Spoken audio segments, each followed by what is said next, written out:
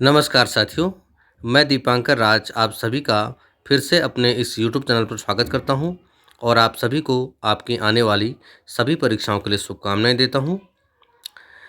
समूह को भर्ती परीक्षा के लिए जो मैं सामान्य अध्ययन की श्रृंखला चला रहा हूं, उसमें मैंने प्राचीन भारतीय इतिहास का पहला वीडियो मैंने अपलोड कर चुका हूं।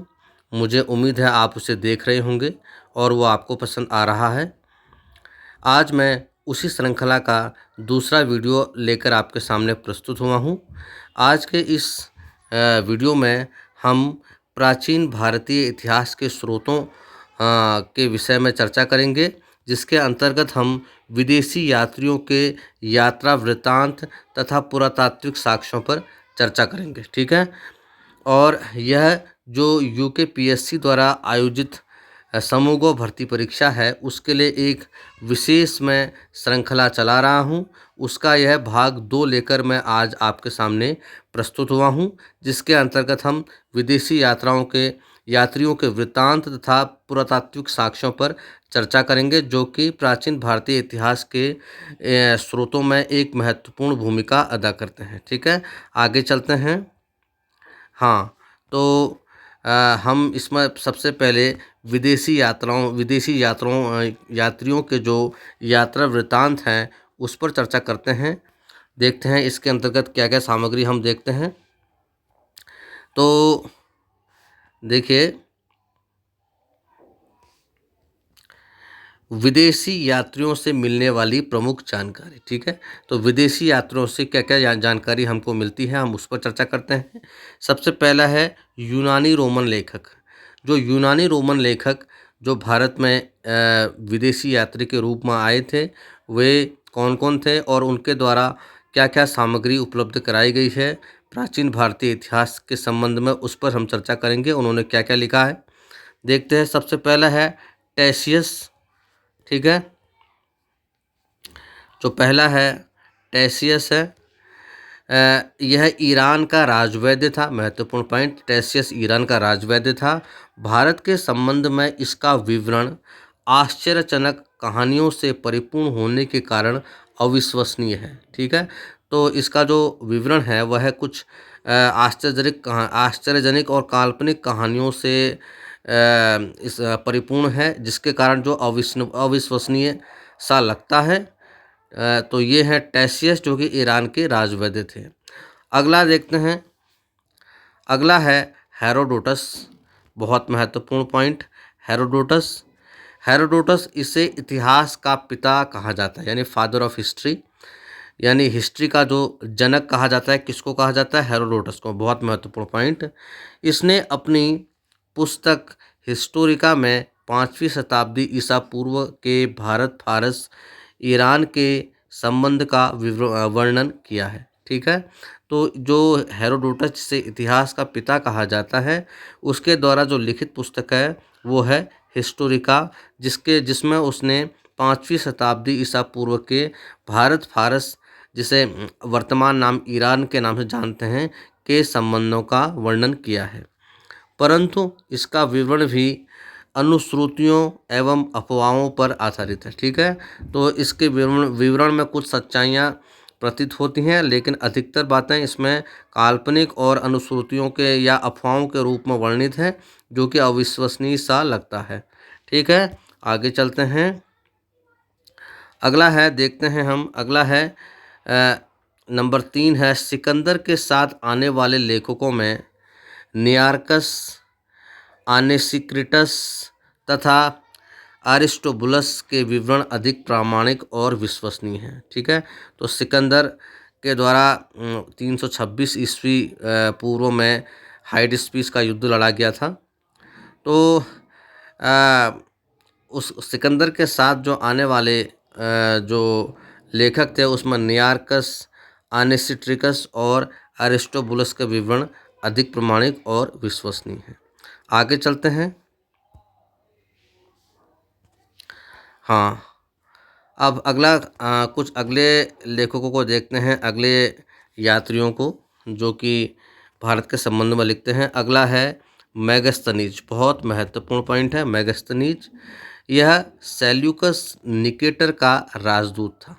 ठीक है, किसका राजदूत था? मेगास्थनीज सेल्यूकस निकेटर का राजदूत था, जो चंद्रगुप्त मौर्य के राज दरबार में आया था। महत्वपूर्ण पॉइंट, मेगास्थनीज सेल्यूकस निकेटर का राजदूत था, जो चंद्रगुप्त मौर्य के राज दरबार में आया था। इसने अपनी पुस्तक इंडिका, महत्वपूर्ण पॉइंट, इसने अपनी पुस्तक इंडिका में मौर्य युगीन समाज एवं संस्कृति के विषय में लिखा है। तो मेगास्थनीज सेल्यूकस निकेटर का राजदूत था, जो चंद्रगुप्त मौर्य के राज दरबार में आया था। इसने अपनी पुस्तक इंडिका में मौर्य युगीन समाज एवं संस्कृति के विषय में लिखा है। ठीक है, तो मेगास्थनीज द्वारा लिखी गई पुस्तक का नाम क्या है? इंडिका, और यह सेल्यूकस निकेटर का राजदूत था, चंद्रगुप्त मौर्य के राज दरबार में आया था। आगे चलते हैं। अगला है डायमेकस।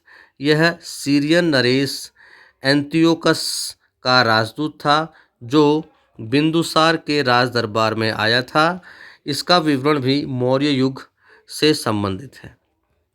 ठीक है, तो चंद्रगुप्त के मौर्य के जो पुत्र बिंदुसार था, जो बिंदुसार के दरबार में यह डायमेकस आया था, जो कि सीरियन नरेश आंतियोकस सीरियन नरेश आंतियोकस का राजदूत था, जो बिंदुसार के राज दरबार में आया था। इसका विवरण भी मौर्य युग से संबंधित है।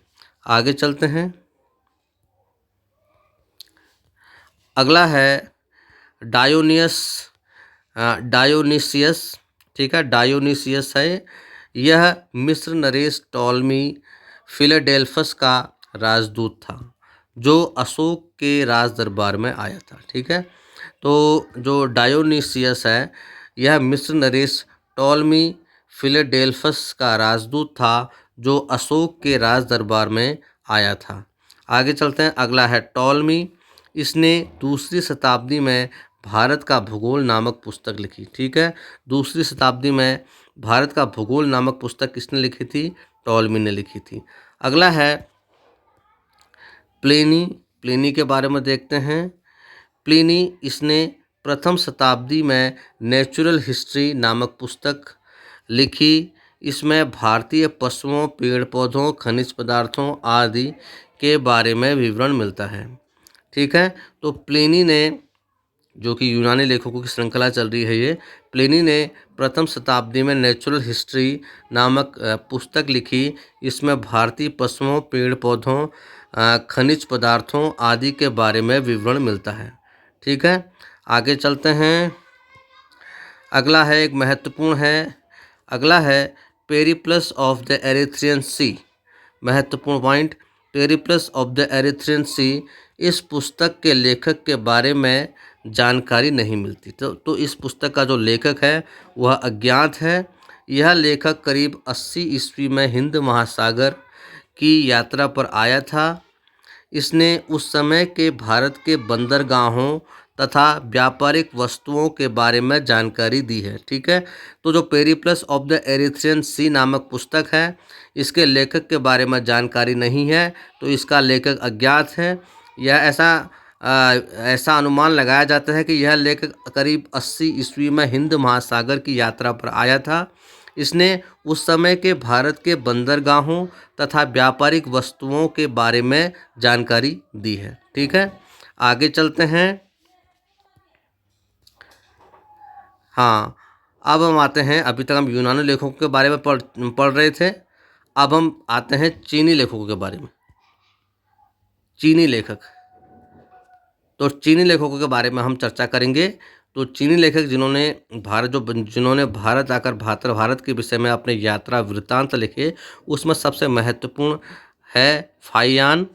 जो चीनी लेखक हैं, यह चीनी यात्री गुप्त नरेश चंद्रगुप्त द्वितीय के दरबार में आया था। महत्वपूर्ण पॉइंट, फाहियान किसके दरबार में आया था? चीनी यात्री गुप्त नरेश। यह चीनी यात्री जो फाहियान है, यह चीनी यात्री गुप्त नरेश चंद्रगुप्त द्वितीय के दरबार में आया था। इसने अपने विवरण में मध्य प्रदेश के समाज एवं संस्कृति के बारे में वर्णन किया है। कहाँ का वर्णन किया है? मध्य प्रदेश के समाज एवं संस्कृति के बारे में वर्णन किया है। इसने मध्य प्रदेश की जनता को सुखी एवं समृद्ध बताया है। यह 14 वर्षों तक भारत में रहा। ठीक है, तो जो फाहियान है वह चीनी यात्री गुप्त नरेश चंद्रगुप्त द्वितीय के दरबार में भारत आया था।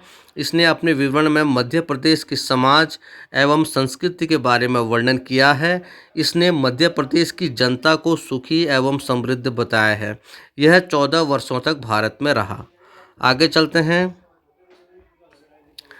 अगला है संयुगन। ठीक है, संयुगन। ठीक है, तो अगला है संयुगन। इसके बारे में देखते हैं। यह 518 ईस्वी में भारत आया। इसने अपने 3 वर्षों की यात्रा में बौद्ध धर्म की प्राप्तियां एकत्र की। ठीक है, तो ये एक्चुअली होना चाहिए प्रतिलिपियां होना चाहिए, कुछ गड़बड़ से छपा है, ये होना चाहिए प्रतिलिपियां। ठीक है, क्योंकि ये जो प्रतिलिपियां होना चाहिए ये, तो इसने जो, ठीक है, तो जो संयुगन है उसने 518 ईस्वी में जो भारत आया था। इसने अपने 3 वर्षों की यात्रा में बौद्ध धर्म की प्रतिलिपियां एकत्र की। ठीक है, प्रतिलिपियों को थोड़ा ठीक से लिख लेता हूँ मैं। ठीक है, तो प्रतिलिपियां इसने एकत्रित की।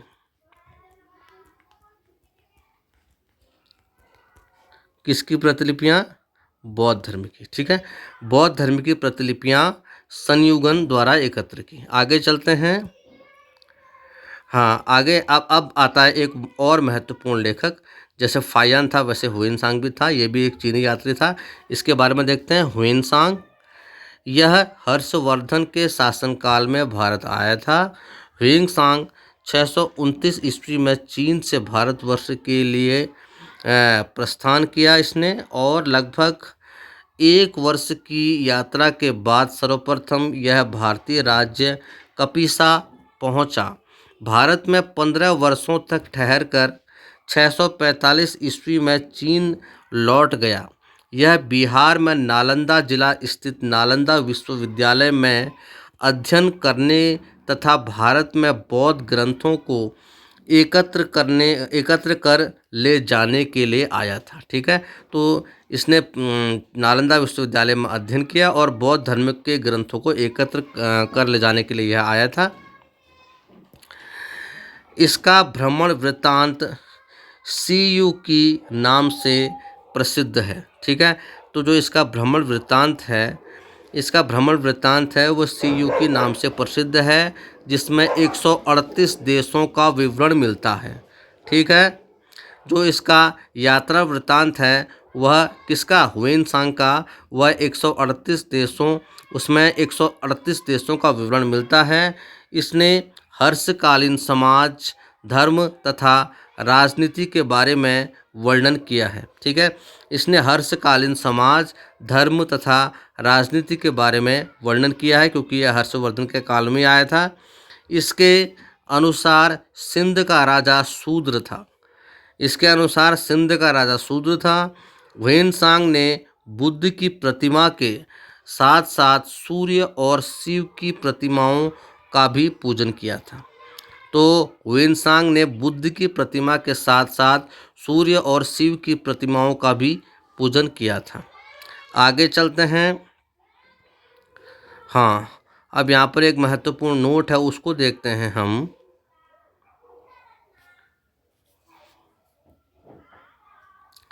हाँ, यहाँ पर एक नोट है, उसको देखेंगे।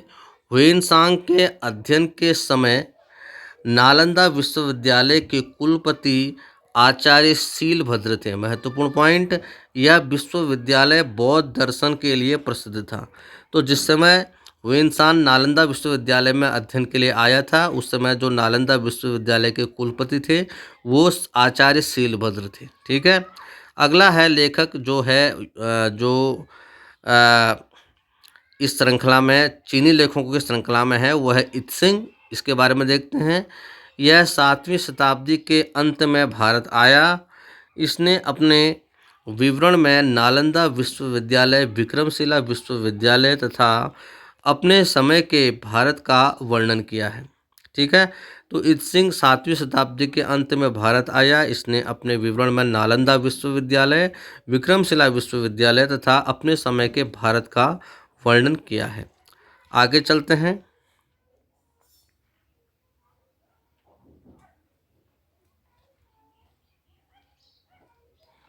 हम्म, अगला है अरबी लेखक।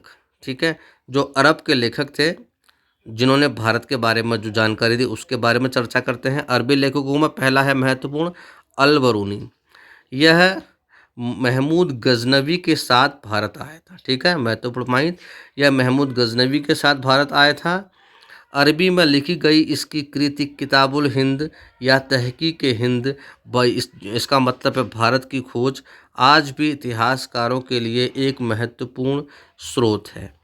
ठीक है, तो अलबरूनी मोहम्मद गजनवी के साथ भारत आया था और इसके द्वारा जो रचित पुस्तक है उसका नाम है किताबुल हिंद या तहकीक हिंद, जिसका अर्थ है भारत की खोज, और यह इतिहासकारों के लिए एक महत्वपूर्ण स्रोत है। आगे चलते हैं। यह एक विस्तृत ग्रंथ है। कौन सा? तहकीक हिंद या किताबुल हिंद एक विस्तृत ग्रंथ है जो धर्म और दर्शन, त्योहारों, खगोल विज्ञान, कीमिया, रीति रिवाजों तथा प्रथाओं, सामाजिक जीवन, भार तौल तथा मापन विधियों, मूर्तिकला, कानून, मापतंत्र, विज्ञान आदि के विषयों के आधार पर 80 अध्यायों में विभाजित है। इसमें राजपूत कालीन समाज, धर्म, रीति रिवाज, राजनीति आदि पर सुंदर प्रकाश डाला गया है। ठीक है, तो जो किताबुल हिंद है, तहकीक हिंद है, ये पुस्तक अलबरूनी द्वारा लिखी गई है जो कि मोहम्मद गजनवी के साथ भारत आया था, और यह इतिहासकारों के लिए एक महत्वपूर्ण स्रोत है। यह एक विस्तृत ग्रंथ है जो धर्म और दर्शन, त्योहारों, खगोल विज्ञान, कीमिया, रीति रिवाजों तथा प्रथाओं, सामाजिक जीवन, भार तौल तथा मापन विधियों, मूर्तिकला, कानून, मापतंत्र, विज्ञान आदि विषयों के आधार पर 80 अध्यायों में विभाजित है। इसमें राजपूत कालीन समाज, धर्म, रीति रिवाज, राजनीति आदि पर सुंदर प्रकाश डाला गया है। आगे चलते हैं। हाँ, अब है जो अरबी लेखकों में दूसरा है इब्न बतूता। ठीक है, अरबी लेखकों में दूसरा है इब्न बतूता। इसके बारे में देखते हैं। इब्न बतूता, इसके द्वारा अरबी भाषा में लिखा गया उसका यात्रा वृत्तांत, जिसे रेहला कहा जाता है, 14वीं शताब्दी में भारतीय उपमहाद्वीप के सामाजिक तथा सांस्कृतिक जीवन के विषय में बहुत ही प्रचुर तथा सबसे रोचक जानकारियाँ देता है। ठीक है, तो इसका जो यात्रा वृत्तांत है वो रेहला नाम से प्रसिद्ध है, इब्न बतूता। 1333 ईस्वी में दिल्ली पहुंचने पर इसकी विद्वता से प्रभावित होकर सुल्तान मोहम्मद बिन तुगलक ने उसे दिल्ली का काजी या न्यायाधीश नियुक्त किया था। ठीक है, तो 1333 में यह दिल्ली पहुंचा था और इसे तत्कालीन सुल्तान मोहम्मद बिन तुगलक ने दिल्ली का काजी या न्यायाधीश नियुक्त किया था। ठीक है, आगे चलते हैं। अब आते हैं कुछ अन्य लेखकों पर। हाँ, अन्य लेखकों में कुछ महत्वपूर्ण लेखकों पर चर्चा करते हैं हम। अन्य लेखक, उसमें पहला है तारानाथ। यह एक तिब्बती लेखक था। इसने कंग्यूर तथा तंग्यूर नामक ग्रंथ की रचना की। इनसे भारतीय इतिहास के बारे में जानकारी मिलती है। तो लामा तारानाथ, इन्हें, ये तिब्बत के हैं, लामा तारानाथ इन्हें कहा जाता है। इन्होंने कंग्यूर तथा तंग्यूर नामक ग्रंथ की रचना की थी। इनसे भारतीय इतिहास के बारे में जानकारी मिलती है। अगला देखते हैं। अगला है मार्क पोलो। यह 13वीं शताब्दी के अंत में पांड्य देश की यात्रा पर आया था। इसका विवरण पांड्य इतिहास के अध्ययन के लिए उपयोगी है। तो मार्क पोलो यह 13वीं शताब्दी के अंत में पांड्य देश की यात्रा पर आया था। इसका विवरण पांड्य इतिहास के अध्ययन के लिए उपयोगी है। आगे चलते हैं। ठीक है, अब हम आते हैं पुरातत्व संबंधी जानकारी पर। पुरातत्व संबंधी साक्ष्य से मिलने वाले जानकारी पर आते हैं। इसमें पहला देखते हैं, पहला बिंदु, भारतीय पुरातत्व शास्त्र का पितामह सर अलेक्जेंडर कनिंघम को कहा जाता है। फादर ऑफ इंडियन आर्कियोलॉजी, इसे भारतीय पुरातत्व शास्त्र का पितामह या father of Indian archaeology sir Alexander Cunningham को कहा जाता है। 1400 ईस्वी पूर्व में के अभिलेख बोगाज कोई एशिया माइनर से जो प्राप्त हुआ है से वैदिक देवता मित्र, वरुण, इंद्र और नासत्य अश्वनी कुमार के नाम मिलते हैं। 1400 ईस्वी पूर्व का जो अभिलेख बोगज कोई का अभिलेख है उससे वैदिक देवता मित्र, वरुण, इंद्र व नासत्य यानी अश्वनी कुमार के नाम मिलते हैं। आगे चलते हैं। मध्य भारत में भागवत धर्म विकसित होने का प्रमाण यवन राजदूत हेलियोडोरस के बेसनगर विदिशा गरुड़ स्तंभ लेख से प्राप्त होता है। ठीक है, मध्य भारत में भागवत धर्म के विकसित होने का प्रमाण यवन राजदूत हेलियोडोरस के बेसनगर विदिशा गरुड़ स्तंभ लेख से प्राप्त होता है। अगला है, सर्वप्रथम भारतवर्ष का जिक्र हाथी गुम्फा अभिलेख में मिलता है। महत्वपूर्ण पॉइंट है ये। और सर्वप्रथम भारतवर्ष का जिक्र हाथी गुम्फा अभिलेख में मिलता है। अगला पॉइंट, सर्वप्रथम दुर्भिक्ष की का जानकारी देने वाला जो अभिलेख है वह सौहगौरा अभिलेख है। इस अभिलेख में संकट काल में उपयोग हेतु खाद्यान्न सुरक्षित रखने का भी उल्लेख है। ठीक है, दुर्भिक्ष मतलब अकाल। अगला पॉइंट देखते हैं। अगला पॉइंट है, सर्वप्रथम भारत पर होने वाले हूण आक्रमण की जानकारी भीतरी स्तंभ लेख से प्राप्त होती है। कहाँ से? भीतरी स्तंभ लेख से प्राप्त होती है सर्वप्रथम भारत पर होने वाले हूण आक्रमण की जानकारी। आगे चलते हैं। अगला पॉइंट देखिए। अगला पॉइंट है महत्वपूर्ण, सती प्रथा का पहला लिखित साक्ष्य ऐरण अभिलेख शासक भानुगुप्त से प्राप्त होता है। ठीक है, तो भानुगुप्त के काल का पहला जो भानुगुप्त के काल का है पहला लिखित साक्ष्य जिसे ऐरण अभिलेख कहते हैं, वह सती प्रथा का पहला लिखित साक्ष्य है।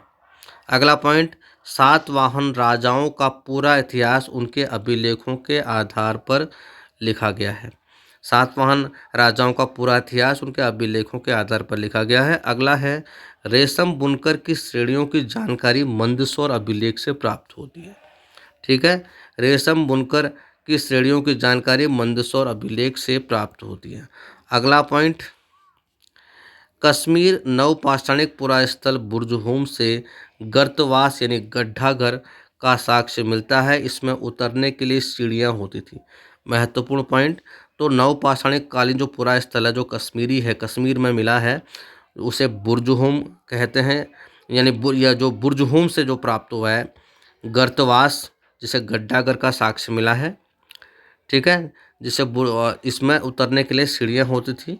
तो जो गर्तवास कहाँ से मिले हैं? बुर्जहोम से, जो कि कश्मीर में है, और नवपाषाणिक पुरास्थल है। अगला है, प्राचीन सिक्कों को आहत सिक्के कहा जाता है। इसी को साहित्य में कासार्पण कहा गया है। कासार्पण कहा गया है। ठीक है, महत्वपूर्ण पॉइंट, प्राचीन सिक्कों को आहत सिक्के कहा जाता है, इसी को साहित्य में कासार्पण कहा गया है। अगला पॉइंट है, सर्वप्रथम सिक्कों पर लेख लिखने का कार्य यवन शासकों ने किया। महत्वपूर्ण पॉइंट, सर्वप्रथम सिक्कों पर लेख लिखने का कार्य यवन शासकों ने किया। अगला पॉइंट, समुद्रगुप्त की बीणा बजाती हुई मुद्रा वाले सिक्के से उसके संगीत प्रेमी होने का प्रमाण मिलता है। अगला पॉइंट, अरिकमेडु यानी पुदुचेरी के निकट से रोमन सिक्के प्राप्त हुए हैं। अब यहाँ पर एक नोट है, उस नोट को देखते हैं हम। नोट, सबसे पहले भारत के संबंध बर्मा यानी सुवर्ण भूमि वर्तमान में म्यांमार, मलाया स्वर्णद्वीप, कंबोडिया, कंबोज और जावा यवन द्वीप से स्थापित हुए। तो सबसे पहले भारत के संबंध बर्मा स्वर्ण भूमि वर्तमान में म्यांमार, मलाया स्वर्णद्वीप, कंबोडिया, कंबोज और जावा यवद्वीप से स्थापित हुए। ठीक है, ये भारत के संबंधों की बात हो रही है। आगे चलते हैं। अब है यहाँ पर कुछ महत्वपूर्ण अभिलेख हैं और किस शासक से संबंधित हैं उसको देखते हैं। महत्वपूर्ण है ये भी, महत्वपूर्ण अभिलेख और किस शासक से संबंधित है? अभिलेख शासक। हाथी गुम्फा अभिलेख तिथि रहित अभिलेख है, कलिंग राज खारवेल से संबंधित है। जूनागढ़ गिरनार अभिलेख है, ये रुद्रदामन से संबंधित है। नासिक अभिलेख है, गौतम बलश्री से संबंधित है। प्रयाग स्तंभ लेख है, समुद्रगुप्त से संबंधित है। ऐहोल अभिलेख है, पुलकेशिन द्वितीय से संबंधित है। मंदसौर अभिलेख है, मालवा नरेश यशोवर्मन से संबंधित है। ग्वालियर अभिलेख है, यह प्रतिहार नरेश भोज से संबंधित है। भीतरी व जूनागढ़ अभिलेख है, यह स्कंदगुप्त से संबंधित है। अगला पॉइंट है देवपाड़ा अभिलेख है, यह बंगाल शासक विजय सेन से संबंधित है। बंगाल शासक विजय सेन से संबंधित है। अगला है यानी नोट है यहाँ पर, अभिलेखों का अध्ययन एपिग्राफी कहलाता है। ठीक है, तो अभिलेखों का जो अध्ययन है वो एपिग्राफी कहलाता है। आगे चलते हैं, एक बार फिर से देख लीजिए इसको। हाथी गुम्फा अभिलेख कलिंग राज खारवेल से संबंधित। जूनागढ़ अभिलेख रुद्रदामन से संबंधित। नासिक अभिलेख गौतम बलश्री से संबंधित है। प्रयाग स्तंभ लेख समुद्रगुप्त से संबंधित है। ऐहोल अभिलेख पुलकेशिन द्वितीय से संबंधित है। मंदसौर अभिलेख मालवा नरेश यशोवर्मन से संबंधित है। ग्वालियर अभिलेख प्रतिहार नरेश भोज से संबंधित है। भीतरी जो एवं जूनागढ़ अभिलेख स्कंदगुप्त से संबंधित है। देवपाड़ा अभिलेख बंगाल शासक विजय सिंह से संबंधित है। और अभिलेखों के अध्ययन को एपिग्राफी कहा जाता है। ठीक है, आगे चलते हैं।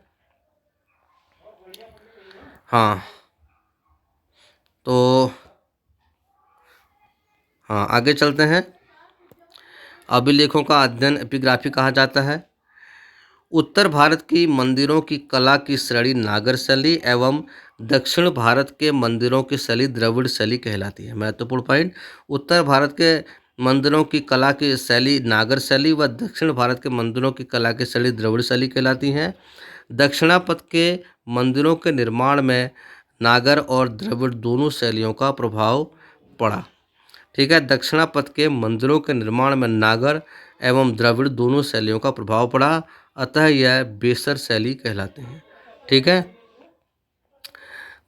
उत्तर की हो गई नागर शैली, दक्षिण की हो गई द्रविड़ शैली। जो दक्षिणापथ है उनके मंदिरों के निर्माण में नागर और द्रविड़ दोनों शैलियों का प्रभाव पड़ा, अतः इन्हें बेसर शैली कहते हैं। आगे चलते हैं। पंचायतन शब्द मंदिर रचना शैली से संबंधित है। एक हिंदू मंदिर तब पंचायतन शैली का कहलाता है जब मुख्य मंदिर 4 सहायक मंदिरों से घिरा हो। पंचायतन मंदिर के उदाहरण हैं। ठीक है, तो देखिए पंचायतन शब्द मंदिर रचना शैली से संबंधित है। यह एक हिंदू मंदिर तब पंचायतन शैली का कहलाता है जब मुख्य मंदिर 4 सहायक मंदिरों से घिरा होता है। पंचायतन मंदिर के उदाहरण हैं कंदरिया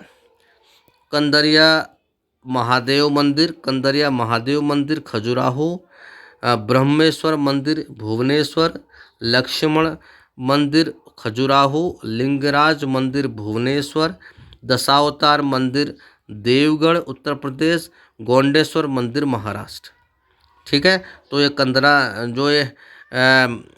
पंचायतन मंदिर के उदाहरण है वो है कंदरिया महादेव मंदिर खजुराहो, ब्रह्मेश्वर मंदिर भुवनेश्वर, लक्ष्मण मंदिर खजुराहो, लिंगराज मंदिर भुवनेश्वर, दशावतार मंदिर देवगढ़ उत्तर प्रदेश और गोंडेश्वर मंदिर महाराष्ट्र। ठीक है, तो आज के इस वीडियो में हमने भारतीय इतिहास के स्रोतों से संबंधित जो विदेशी यात्रियों के विवरण हैं उनकी जानकारी प्राप्त की, और जो